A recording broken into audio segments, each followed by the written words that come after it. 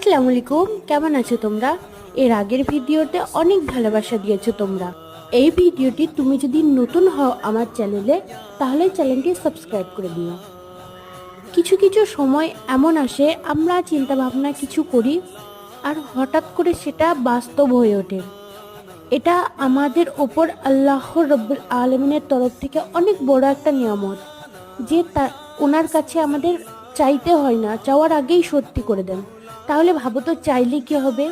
উনি পাক পবিত্র, এক অদ্বিতীয় আল্লাহ মিয়া। আমাদের মনের কথা কেউ জানুক বা না জানুক, ওনার কাছ থেকে লুকোনো যায় না।